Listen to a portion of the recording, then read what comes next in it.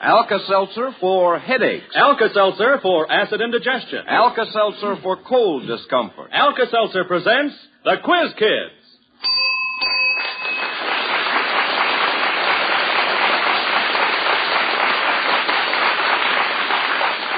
Attention, class. This afternoon, instead of our usual opening question, you children have an assignment in poetry. Since next Thursday is Thanksgiving, you kids are to write an original Thanksgiving poem about things for which you are grateful. Say, that is an assignment. However, it doesn't seem to faze these youngsters here in our classroom one bit. We'll be interested to hear those poems. But first, let's meet the young poets. And here they are, the Quiz Kids and the chief quizzer himself, Joe Kelly.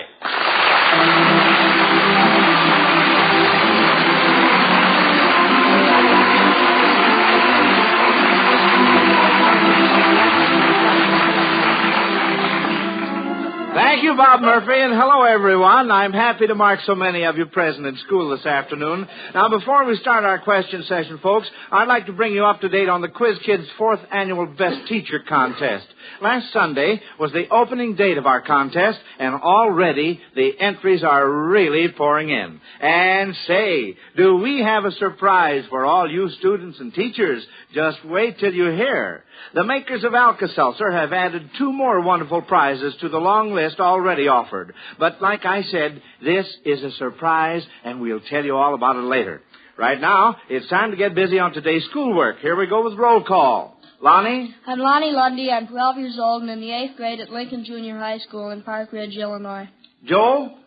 I'm Joel Kupperman. I'm 12 years old and 8th grade in the Volta School. Richard?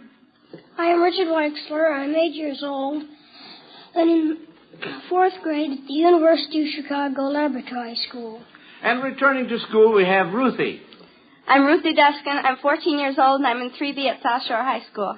And the newcomer to class, Brant. I am Brant Ross. I am 11 years old, and I go to Lincoln School in Highland Park, Illinois. Well, now you kids heard your assignment from Miss Helen May of Buffalo, New York, which calls for an original Thanksgiving poem on things for which you children are grateful. You will have to work on the poems at the same time you're answering questions, and I'll call for them later on in the program. In the meantime, try this question from Lynn D. Thomas of Rockwell City, Iowa. The name of what kind of postage stamp pronounced in reverse suggests what thing that England has not had since the coronation of its last king? What kind of postage stamp pronounced in reverse? Suggest, Joel? It'll be airmail. In reverse, that's mail air. Mail air. Absolutely right. Good boy, Joel. Nice going. That's the right answer. And we're giving Lynn D. Thomas of Rockwell City, Iowa, a fine Zenith transoceanic shortwave radio for sending in that question. Friends, one of these outstanding portable radios is always Alka-Seltzer's reward when the quiz kids answer your question correctly. If they miss, Alka-Seltzer's reward is the magnificent Zenith radio phonograph combination with the new Cobra tone arm and 2 FM bands. Either Zenith radio is a set you'll be proud to own, so get your questions in. Send them to Quiz Kids, Chicago. All right, here we go with more questions. Carl B. Bluegee of Tacoma, Washington, sent in this question. What professional football teams might be opposing each other if you read in the stars that Leo was opposing Aries? Lonnie. Well, Leo... Well, there's a player on the Philadelphia Eagles named Leo, but that's beside the point. Well, Leo and Aries are constellations in the sky, and Leo is a lion. Yes. The sign for lion, so that's the Detroit Lions, and Aries is a ram. So that's the Los Angeles Rams. So that's very good. That's right, Lonnie. Yes, sure.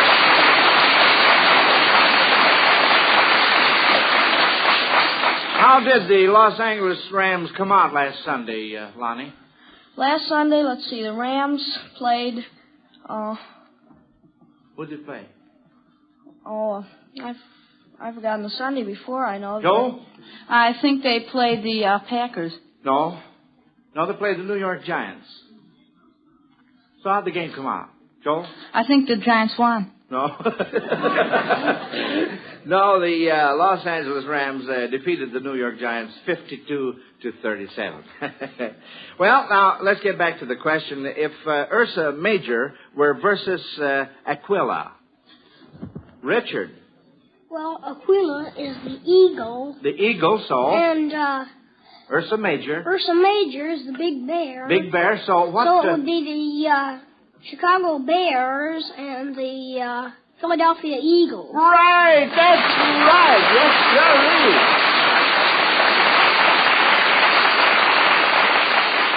Oh, by the way, how did the Chicago Bears come out last Sunday? Does anyone know?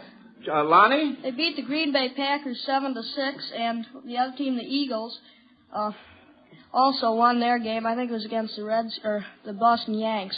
Oh, you don't know. Joe, what... Well, I know they must have won because they only have one defeat, and they got that 3 or 4 weeks ago. Yeah, I think the Bears and the Cardinals are tied for first place, aren't they? Well, that's the Western Division. In the Eastern Division, the Eagles are first. Oh, I beg your pardon, yes. Well, I knew it was... I knew it was in one of those divisions, that's sure. Now, here's a musical quiz from Carol Ann Dubois of New Concord, Ohio. Our organist, Howard Peterson, will play parts of 3 songs, and one word in each of the titles will suggest the title of a Shakespearean play. Now, you must get 2 out of 3 on this, kids. Here's the first one. Lonnie? Well, the play would be 12th Night. The piece is 12th Street Rag. 12th Street Rag and 12th Night. That's right. All right, let's see if we can get the next one.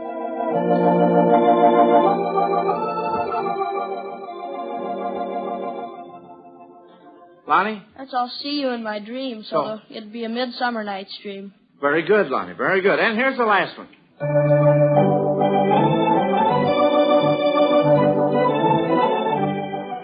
Joe? I've gotten plenty of nothing. And so that's... Play? Let's see. What Shakespearean play? Ruthie? Much Ado About Nothing. Much Ado About Nothing. Right. Uh-huh.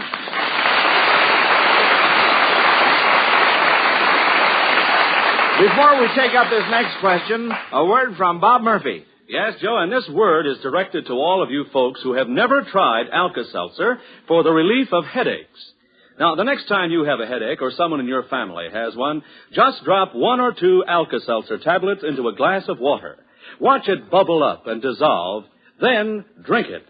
You'll be amazed and delighted at how quickly this glass of sparkling Alka-Seltzer brings relief from the pain and distress of your headache. It's not like taking pills at all. It's so pleasant to take, so gentle and soothing, yet so fast in relieving the pain that you'll be delighted because your headache can be relieved almost before you know it. If you're one of the few people then who have never taken Alka-Seltzer for headache pain, the next time you have a headache, all we ask you to do is try it. Alka-Seltzer will do the rest. Your money refunded if Alka-Seltzer does not please you. Ask your druggist for Alka-Seltzer and try it for amazingly fast relief from headaches or acid indigestion or the distress of colds. We know that if you will try it, you'll never be without it in your home. There is nothing quite like Alka-Seltzer. And now, kids, here's a short and sweet question from Mrs. John Dahl of Rocky Ford, Colorado. If you went to a candy counter and asked for a William Sidney Porter, what might you expect to get? Ruthie? O. Henry. O. Henry, why? Well, O. Henry was William Sidney Porter's pen name. That's right, absolutely. How about a Joe DiMaggio? Joe? Big Yank. Big Yank is right, absolutely. Good boy, Joe.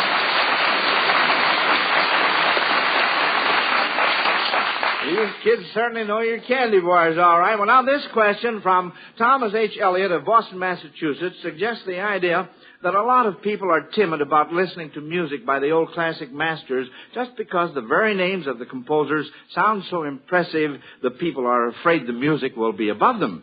But if the composers' names were translated into English, they really would become very commonplace. For instance, if you heard a musical number by Johann Bach, you might like it better if you realized it was a little something written by whom? Ruthie? John Brooke. John Brooke. Yes, right, uh-huh. And if you heard something written by Giuseppe Verdi, it would really be written by whom? Lonnie? Well, Joseph is the translation of Giuseppe. And how about Verdi? Ruthie? Joe Green. Joe Green, yeah.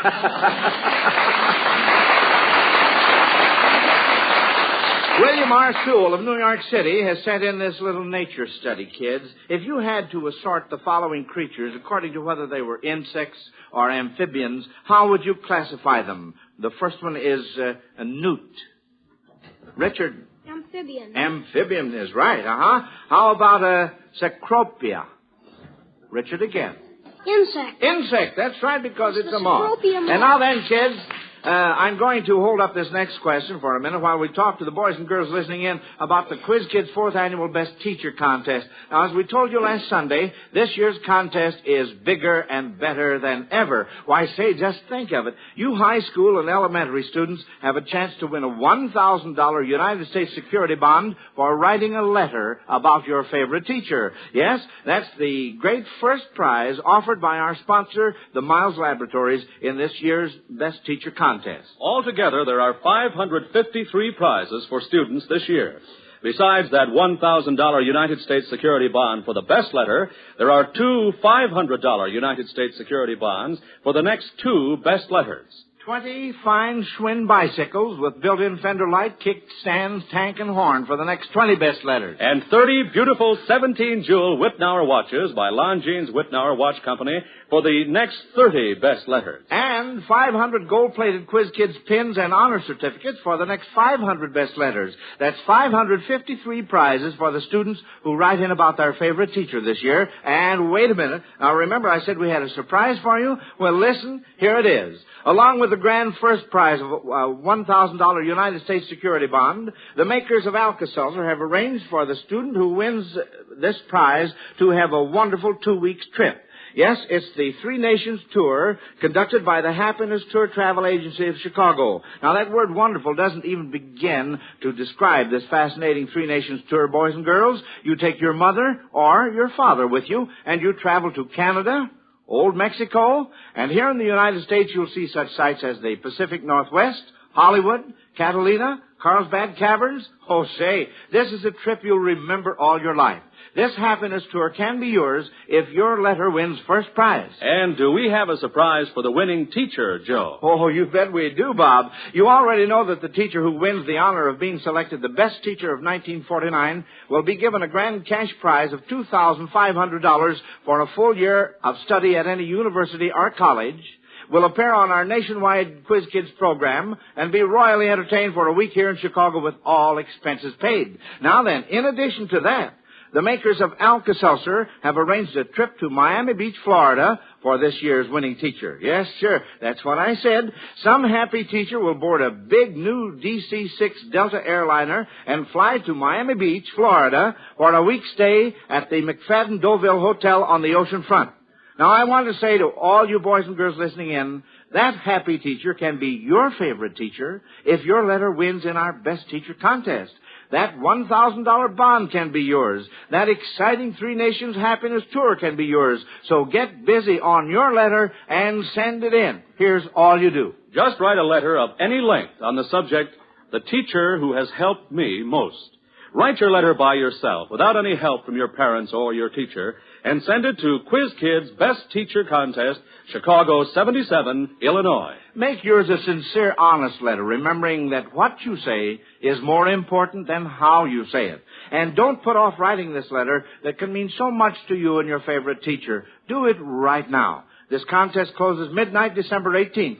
You can write about any teacher you now have or one you have had in the past, providing that teacher is still teaching. Be sure your letter contains your name, age, grade, and school, and home address, and the name and school of the teacher you write about. All letters become the property of the Scholarship Committee. Decisions of the judges will be final, and in case of ties, duplicate prizes will be awarded. Don't forget now, you grade school and high school students, write a letter about the teacher who has helped you most, and send it to Quiz Kids Best Teacher Contest, Chicago 77, Illinois. Well, let's see. We have more questions for you Quiz Kids, and here's one I think you'll like to try. Charles R. Anderson of Richmond, Indiana, has a chemistry textbook published in 1944. Can you name 6 changes or additions you would have to make in the table of elements to bring it up to date? Ruthie? Well, for one thing, Missourium, number 43 Yes. in the elements, was changed to technetium. That's right. And the symbol is TC. And then for another thing, Illinium, number 61, Yes? was changed to Promethium just recently. That's not sure, but they're almost positive of that. And Albumine, number 85, was changed to Astatine. And number 87, Virginium, was changed to Francium. Yes? And then the new elements were also discovered, the artificial elements. All right. Some of those were Neptunium, number 93, Plutonium, number 94, Americium, number 95, and Curium, number 96. Well, that takes them all in, doesn't it? That's wonderful, Ruthie. Wonderful.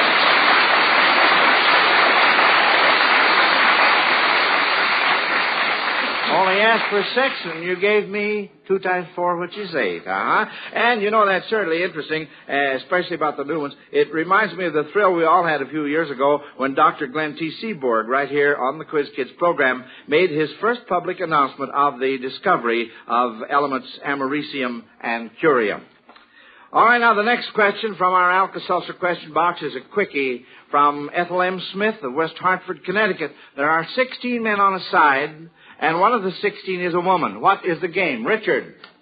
It would be chess. Chess, absolutely. Yes, sirree.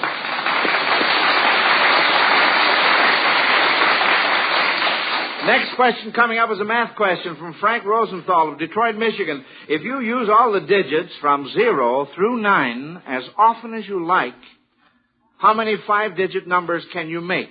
Now, you have pencil and paper for writing your poems, but I'm going to ask you to work this in your heads. Joe?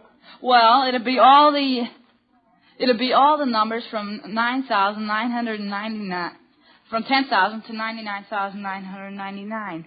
So that would be 90,000 numbers. 90,000 is absolutely right. That was plenty quick, Joe. Plenty quick.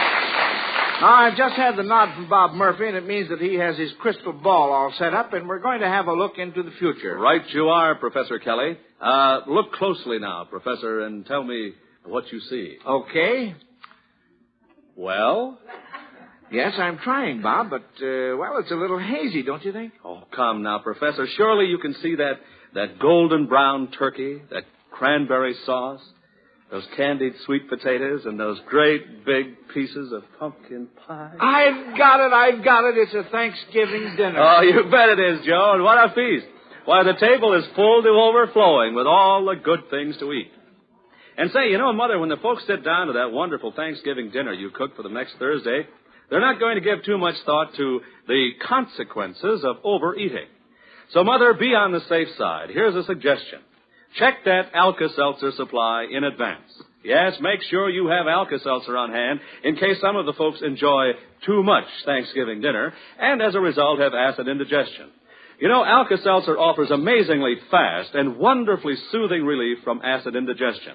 In fact, thousands of folks agree there's nothing quite like Alka-Seltzer. It's a refreshing, sparkling solution that's as far from a bitter dose of medicine as anything you can imagine. So check that Alka-Seltzer supply. If those tablets are down to 4, remember, it's time to buy some more. And say, buy an extra package, too. That's the wisest thing to do. Well, now, kids, it's time for a little fun. And since so many of our listeners enjoyed hearing little Richard Weixler ask a riddle last week, I'm going to ask him if he has another one to try us on. Can you think of another riddle, Richard? Remember, you stumped us last week, and I think we ought to have another chance. I have one, Mr. Kelly. Oh, have you got one? Oh, fine. What runs and runs and runs on one leg? What runs and runs and runs on one leg? Oh, say, there is a super double duper. Lonnie? A stocking. The what? Woman's stocking. Stocking. Is That's that right, right, Richard? Lonnie. Huh? That's right. Oh, we got it! We got it! Hooray for our side. Oh, dear. Ah, well, now that makes us even Steven, doesn't it? Wish I'd have thought of that myself. Well, here we go. I'll tell you what. Let's see what you quiz kids have written for your Thanksgiving poem assignment, which I gave you at the beginning of today's question session. Are we all set? Let's see. We have 2 hands up, and Ruthie's still working on. All right. Well, you go ahead. We start off with Lonnie. Well, this is rather short. For trees and flowers and singing birds, for books of learning so full of words, for schools and churches and everything, my thanks today I gratefully sing. Fine, Lonnie. very, very fine. And now then, how about you, Joel? We should be thankful for that in these days of strife and war, we live in a free country where after election great, there is no hate. And no... I can't read my own writing. And no, unlike some countries, revolutions and bitterness is fate. All right, fine, Joel. And, Brant, how about you, son? I haven't finished yet. Oh, haven't you finished? Ruthie? I'm grateful for so many things. It's really hard to say which ones to put into this poem to tell to you today. The very most important thing that ever came to me is being born in the USA, the very best place to be. Why, what if you or I were born beneath the Nazi yoke? I'm sure we wouldn't laugh it off as if it were a joke. And this Thanksgiving, we'd enjoy that turkey in the pan much more if they could have one, too. Let's help them all we can. Oh, say that.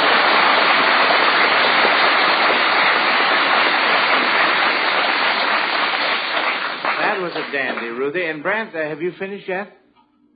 I'm still stuck on the fourth line. On the fourth line? Well, I know how that goes. That's the way I write my poetry, too. Richard, how about you, son? I'm stuck like Brant. Oh, you're stuck like Brant, huh?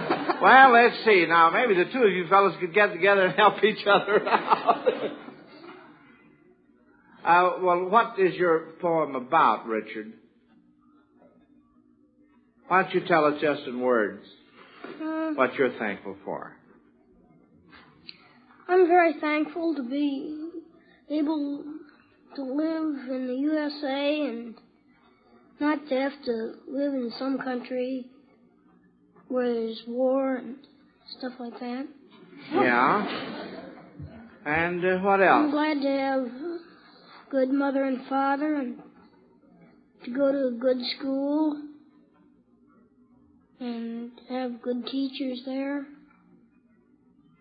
And money. And I'm also very thankful to be a quiz kid. Attaboy, Richard.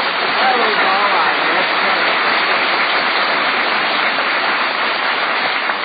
Now, just see how you can make up a little poem there without even using a pencil and piece of paper. That was just dandy. And, Brant, how about you? Can you sort of add the last or fourth line there from your mind instead of writing it down? How's it start out? Let's hear. Dear God, I thank you for everything you have given to us. Well, I think that's plenty. That certainly is. That's very fine. That's very good.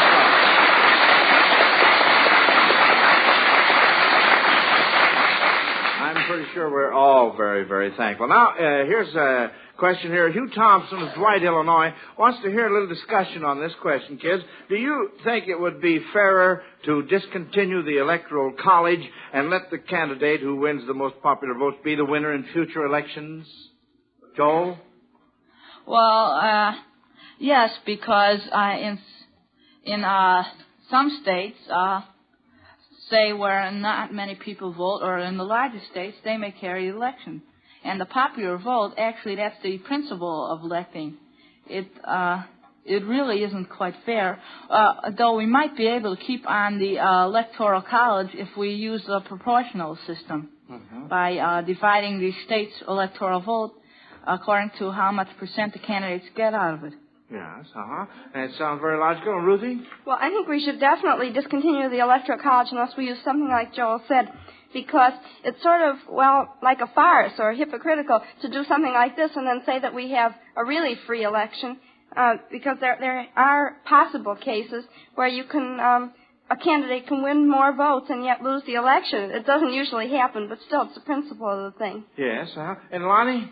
Well, there are points for both sides. If we did continue the Electoral College, there might be many minority parties springing up, like in France, and no party would really gain enough control to really run the country effectively. But on the other hand, a state like Nevada or some state with a small amount of electoral votes carries too much power, as Joel says. If, for instance, if Nevada gets 3 electoral votes, California should have around 300, but so it's not divided proportionally that way.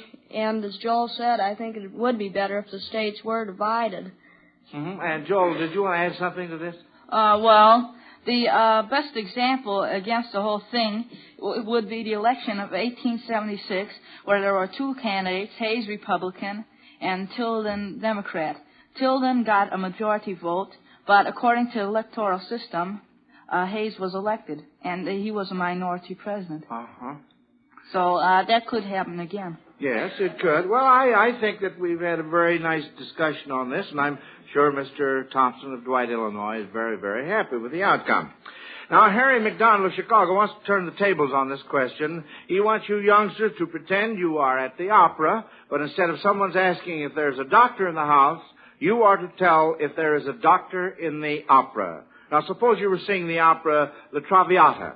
Would you find a doctor in this opera? Ruthie? I don't think so. You don't think so? I don't know of a doctor in it. Joel, what were you going to say? When Viola is dying at the end of the opera, there's a doctor in attendance on her. That's right. His name is Dr. what? That's beside the point.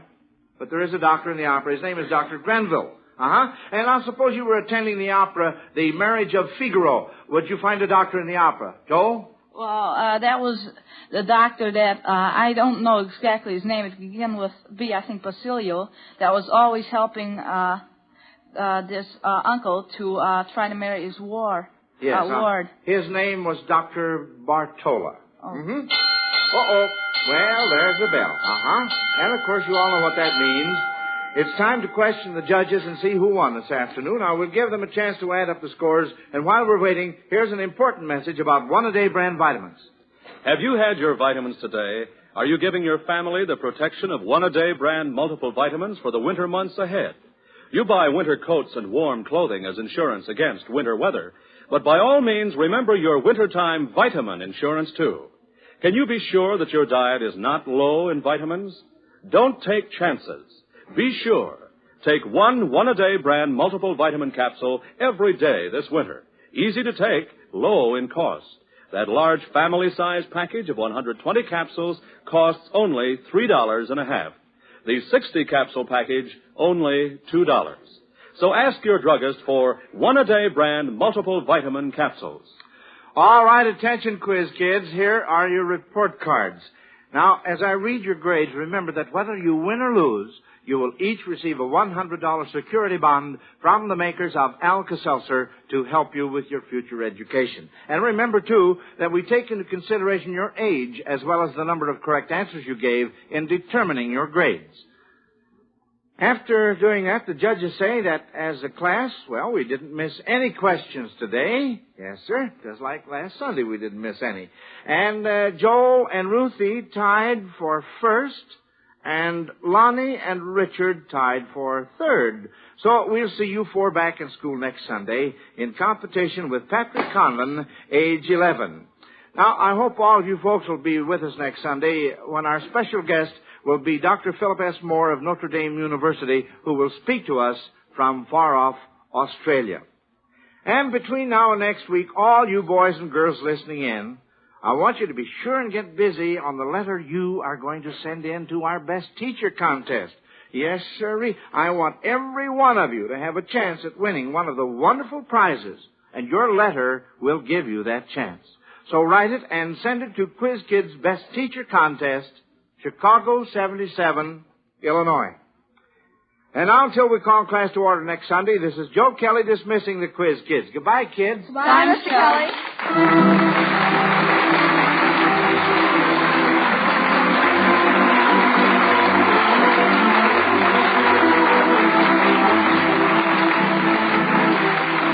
Listen to the Quiz Kids every week and listen to Alka-Seltzer's News of the World every Monday through Friday on most of these NBC stations. This is Bob Murphy speaking.